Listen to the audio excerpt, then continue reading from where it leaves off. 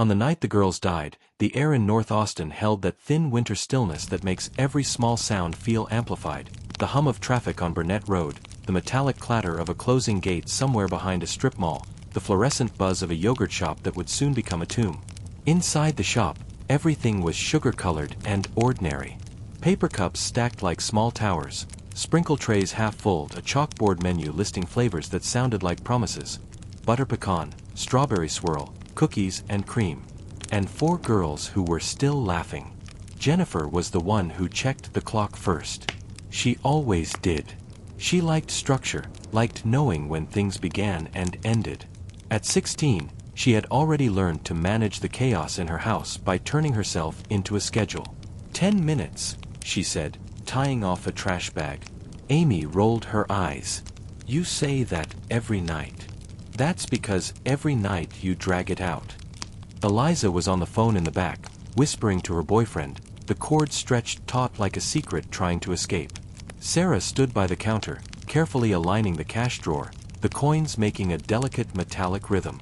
For lives moving in small, familiar ways. Outside, headlights passed and disappeared. Inside, the last customer left, the bell over the door giving its soft, forgettable chime. Jennifer flipped the sign to closed. The lock clicked.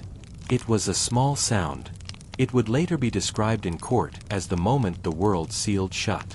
No one could ever agree on how many of them there were. 1, 2, more. The police reports were thick with contradictions. A witness who thought he saw a truck. Another who swore there was a man standing by the payphone across the lot. A neighbor who heard nothing at all. But inside the shop, sometime after 11 p.m., the fluorescent lights continued to burn while something shifted. The back door. A voice. A shape where there should have been no one. The laughter stopped. It always begins with confusion. That was what the psychologists would later say. Not fear. Not immediately. Confusion. The human brain resists the idea that something is wrong. So when the man or men came in, the girls would have tried to make sense of it. Are you a customer? We're closed. Do you need something? The reports say they were forced to the floor, bound, moved to the back room where the freezer hummed like a mechanical heart. One of them must have started crying. One of them must have tried to be brave. Jennifer would have tried to negotiate. Amy might have been defiant. Eliza, barely 15, would have been shaking. Sarah, the quiet one, would have watched everything with that stillness people mistake for calm. This is what the investigators believed, because that is what people do when they are still alive and still hoping. The fire came later. It did not begin as a fire. It began as a smell. Melting plastic, burning cardboard, the chemical sweetness of ignited cleaning supplies. The arson investigator would later say the blaze was messy, rushed. Not the work of someone methodical, but someone trying to erase. But fire does not erase. It reveals. It blackened the walls, curled the posters into skeletal shapes, turned the yogurt machines into warped metal. It brought the police. It brought the sirens. It brought the first officer through the smoke and into the back room where the world ended. They would never describe it the same way twice. But they all agreed on one thing. The silence. 4 bodies. The freezer door open. The floor a geometry of horror. The officer who found them would later quit the force.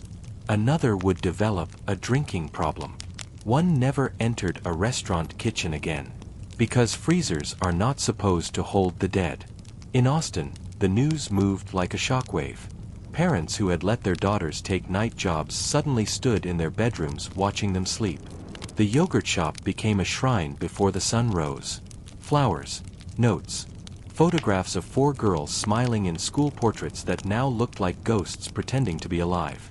The television stations repeated their names until they became a litany.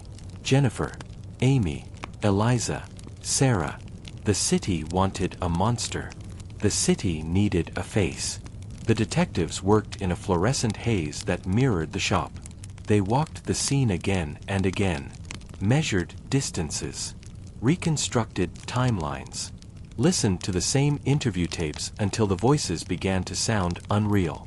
The freezer became an obsession. Why move them there? Control. Containment.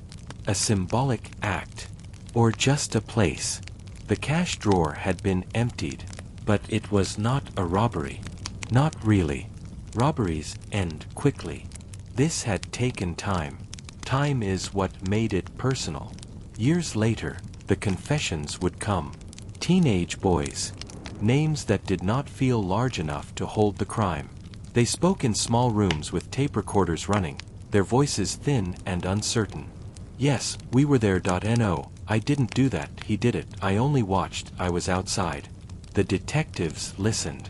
The prosecutors built a case. The city exhaled. But something was wrong.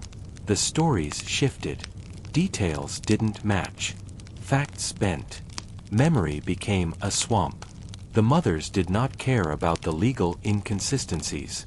They had buried their daughters. They had folded clothes that would never be worn again. They had walked into bedrooms where time had stopped.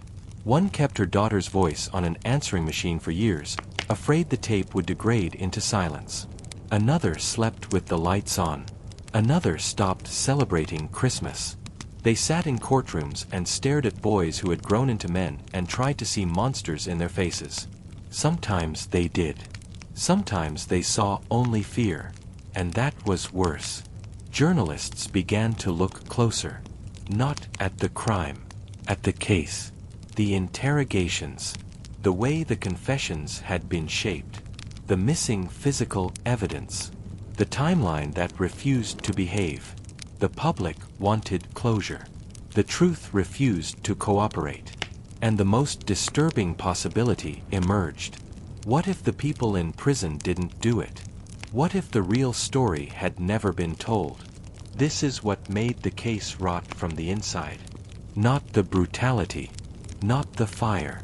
Not the loss. But the uncertainty. Because grief needs an ending.